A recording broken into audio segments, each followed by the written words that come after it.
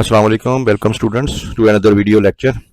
आज हमारे जो वीडियो है उसका जो टाइटल है वो है, आपने देख लिया होगा कि उसमें हम लोग गेस्ट पेपर के हवाले से बात करेंगे, जो कि एक्सपेक्टेड क्वेश्चंस फेडरल बोर्ड के हवाले से एक्सपेक्टेड हैं। तो गेस्ट पेपर, तो welcome to target guess paper second year annual 2025। तो लेट्स स्टार्ट। इसमें हम मुख्तलिफ चैप्टर्स के हवाले से अभी हमने शॉर्ट क्वेश्चंस की वीडियो जो है वो अपलोड करने लगे हैं। तो साथ इसके बाद जो है सेकंड जो पार्ट 2 आएगा उसके अंदर हम लोग जो है उसमें जो लॉन्ग क्वेश्चन है और उसकी पेयरिंग स्कीम है उसको भी डिस्कस कर लेंगे।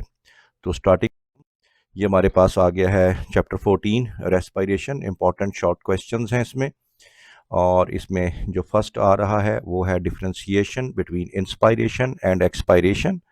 इसके अंदर वो आप लोग सारा जो इंटरकोस्टल मसल्स हैं और इसके हवाले से डायाफ्राम वगैरह का कंपैरिजन करेंगे। बहुत इंपॉर्टेंट क्वेश्चन है। कंट्रोल ऑफ ब्रीदिंग सेंटर्स है, ठीक है, जिसको वेंटिलेशन के हवाले से है। ये एमसीक्यू और शॉर्ट क्वेश्चंस के लिए बहुत इंपॉर्टेंट है।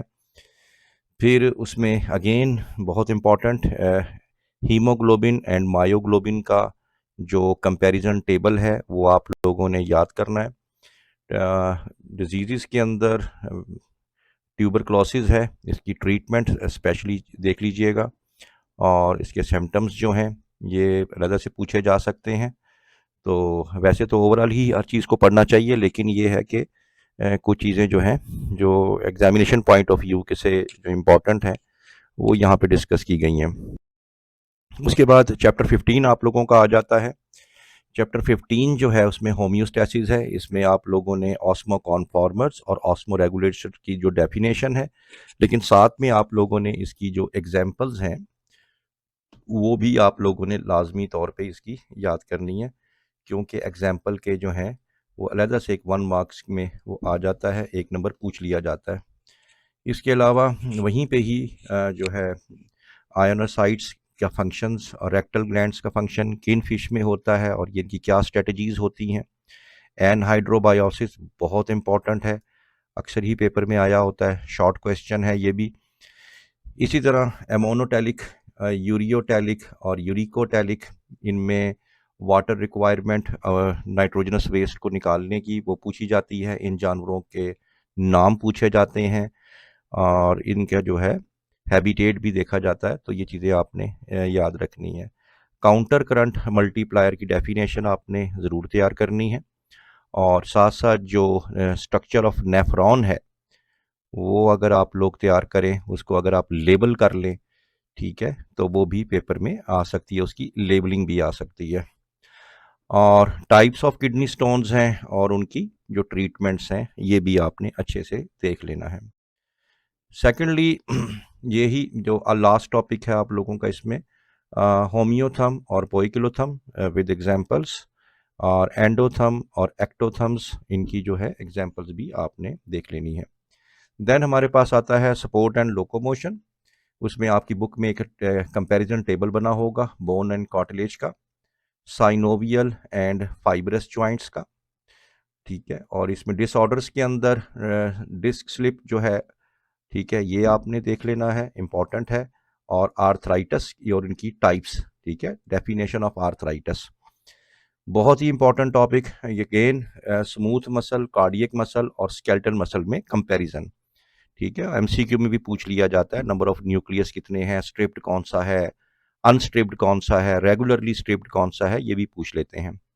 एंटागोनिस्टिक अरेंजमेंट जो है ये भी आपने शॉर्ट के लिए तैयार कर लेना है मसल्स के अंदर, ठीक है, वो बुक में एग्जाम्पल भी उसकी दी गई है। बिल्कुल चैप्टर के एंड पे आपके सामने एक होगा टेटनी वर्सेस टेटनस, ठीक है, ये भी एक इम्पॉर्टेंट शॉर्ट क्वेश्चन में आ जाता है, इसकी भी आपने अच्छे से तैयारी जो है वो कर लेनी है।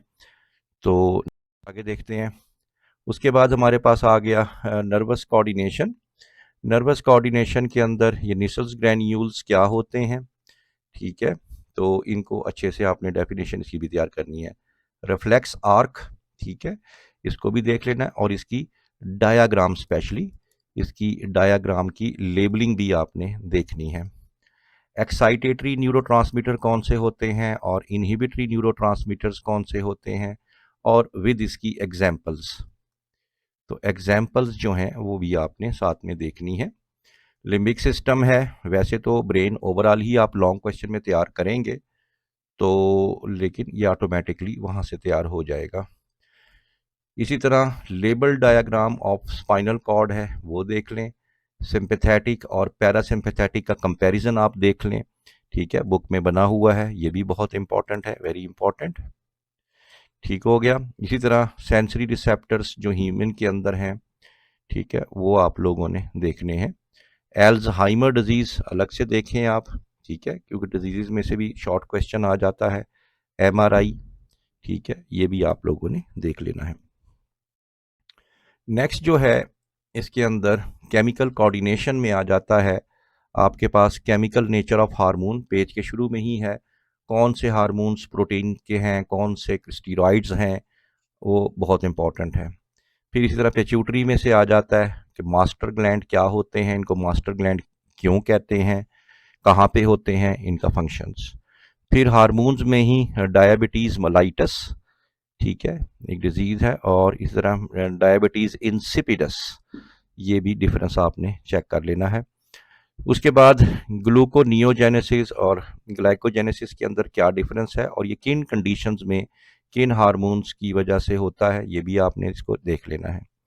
वेरी इंपॉर्टेंट, फीडबैक की जो है वो आपने डेफिनेशन चेक करनी है, डेफिनेशन, और इसमें इसकी टाइप्स भी देखनी है, पॉजिटिव एंड नेगेटिव, ठीक है, और इसके साथ में इसकी एग्जाम्पल्स भी आपको आनी चाहिए, ठीक है, बड़ी सिंपल सी एग्जाम्पल्स हैं, इसकी कोई इतनी मुश्किल नहीं है।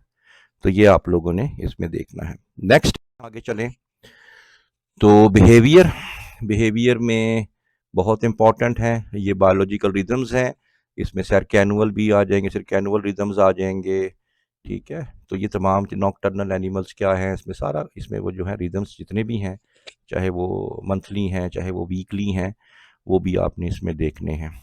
ओरिएंटेशन एंड नॉन ओरिएंटेशन में डिफरेंस, स्पॉनिंग वेरी इंपॉर्टेंट, ठीक है, और ये एमसीक्यू में भी आ जाता है स्पॉनिंग क्या होता है। इसी तरह जितनी भी ये जो डिफ्रेंसिएशंस हैं लर्निंग की, ठीक है, क्लासिकल, इंस्ट्रूमेंटल, इनसाइट और लेटेंट, ठीक है, लॉन्ग भी बन सकता है इसका, तो ये भी आपने देख लेना है इसको।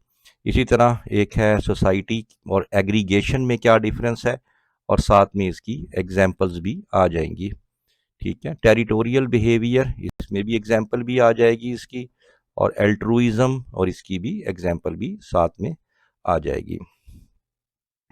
नेक्स्ट अगर देखें रिप्रोडक्शन के अंदर, रिप्रोडक्शन में शॉर्ट क्वेश्चन के लिए ये बहुत इंपॉर्टेंट है, GnRH गोनेडोट्रोपिन हार्मोन।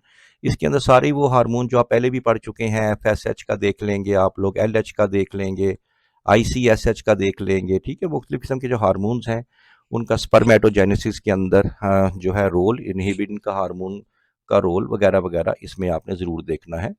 और यहाँ मैं बताता चलूँ, अगर आप वो डायाग्राम कर लें, दो डायाग्राम्स हैं बड़ी इंपॉर्टेंट हैं, एक है वो स्पर्मेटोजेनेसिस की, वो आपकी बुक में अलग से बना हुआ है, और एक oogenesis की, तो वो जो डेफिनेशंस हैं वो भी आप इसको देख लें। मेल एंड फीमेल जो इनफर्टिलिटी है, और IVF या टेस्ट ट्यूब बहुत इंपॉर्टेंट, मिसकैरेज और एबॉर्शन में डिफरेंस भी आपने देखना है, ये भी इंपॉर्टेंट क्वेश्चंस में से क्वेश्चन है। नेक्स्ट इसमें आ जाएगा चैप्टर नंबर 21 के अंदर 3 स्टेजेस ऑफ डेवलपमेंट देख लें। Fate of embryonic germ layers बहुत इंपॉर्टेंट है, ये MCQ में भी मैंने देखा कि अक्सर आ जाता है। एक्टोडर्म से क्या बनेगा, मीजोडर्म से फ्यूचर में क्या बनेगा, एंडोडर्म से क्या बनेगा, ठीक है। न्यूरोला क्या होता है एम्ब्रियोलॉजिकल स्टेज में, न्यूरोलेशन किसे बोलते हैं, fourth germ layer very very important. वैसे तो 3 लेयर्स होती हैं, एक्टो, मीजो और एंडो, लेकिन इसमें चौथी जो जर्म लेयर है कहाँ से बनती है और इसके फंक्शंस क्या क्या हैं, क्या क्या चीज़ें ये बनाती है। Significance and origin of beta HCG, ठीक है, ये देख लें। Primary and secondary instruction very important. और ट्विंस क्या हैं, क्वाड्रपल्स क्या हैं, ब्रैक्सटन एंड हिक्स कंट्रैक्शन क्या होती हैं, और इसके बाद after birth very very important, after birth ये भी पेपर में अक्सर आ जाता है, ये क्या होता है, ये डेफिनेशन लिखा होगा। एंड प्री मेच्योर बर्थ क्या होती है और उसकी कॉम्प्लिकेशंस क्या होती हैं, तो ये 2 डिफरेंट सेगमेंट्स पूछे जाएंगे। स्टूडेंट्स जो हैं इसमें अभी कंटिन्यूड है डिसऑर्डर्स ऑफ एम्ब्रियोनिक डेवलपमेंट, ये देख लीजिएगा। पोस्ट नेटल डेवलपमेंट क्या होती है और एलोमेट्रिक ग्रोथ, वेरी इंपॉर्टेंट, ठीक है, ये आपने देखना है। एंड प्राइमरी और सेकेंडरी एजिंग इंपॉर्टेंट, ठीक है, ये भी इनको स्पेशली आपने देखना है। नेक्स्ट आ जाता है जी इनहेरिटेंस के हवाले से।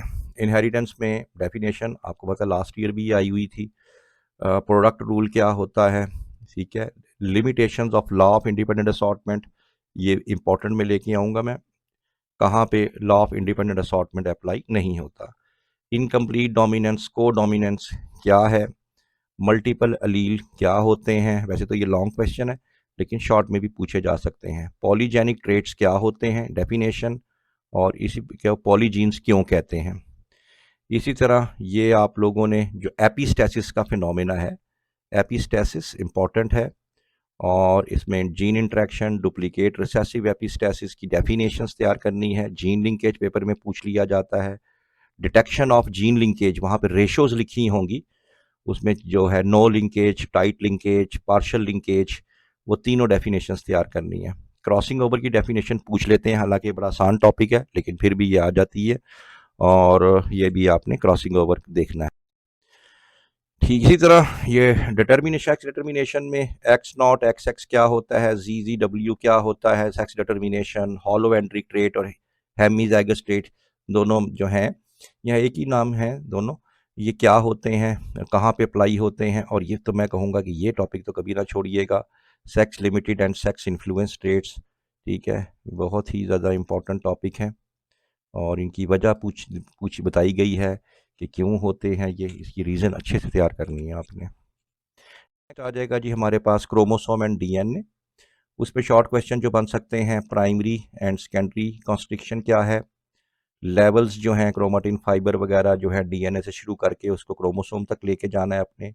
यू क्रोमाटिन वेरी इंपॉर्टेंट, और हेट्रोक्रोमाटिन में difference, model of DNA replication, conservative, ठीक है, डिस्पर्सिव, सेमी कंजर्वेटिव, ये सेंस स्ट्रैंड और एंटी सेंस स्ट्रैंड, या कोडिंग स्ट्रैंड या टेम्पलेट स्ट्रैंड, ये आपको मिलेगा आरएनए के जो सिंथेसिस के अंदर, यानी कि ट्रांसक्रिप्शन में मिलेगा। कोड डीजनरेसी ये आपको जेनेटिक कोड में मिलेगा, बहुत इंपॉर्टेंट है, विद एग्जांपल तैयार कीजिएगा, चाहे एक ही एग्जांपल हो जाए लेकिन एक एग्जांपल काफ़ी होगी।